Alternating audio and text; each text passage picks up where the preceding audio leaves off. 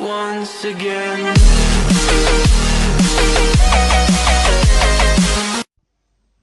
Мектепте мен жақсы оқушы болдым, әрі ешқашан мектептен қалған емеспін, және ешкімді ұрмайтынмын, өтірікті де айтпайтынмын.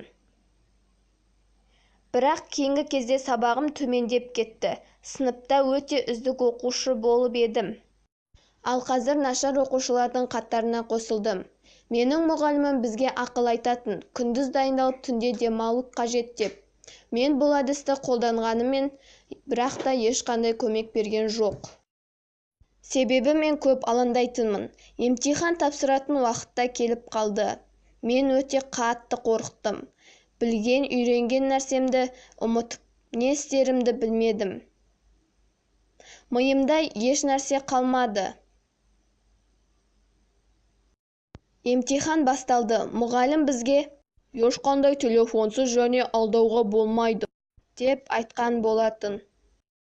Мен өз-өзіме сен тапсыра алмайсың, еш нәрсе білмейсің, енді жазда оқуың керек.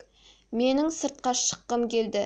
Мен жазда оқимын, немесе келесі жолы тапсырамын деп ойладым. Бірақ менің ата-анам тапсырмасам ұрсатын еді. Емтиханның бітуіне жарты сағат қалды. Сұрақтың онына ғана жауап бердім. Шынымды айтсам, жылағым келді. Алайда алдымда отырған оқушы бітіп, жерге парағын қойды. Бұл менің мүмкіндігім еді. Ақырындап мен одан көшіре бастадым. Қоңырау соғылды. Мен дереу аяқтадым.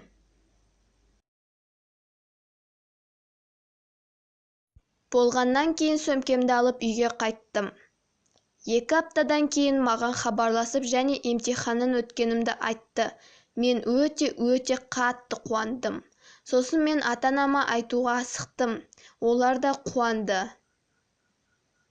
Мен өзімді бақытты сезіндім, бірақ бұл уақытша ғана.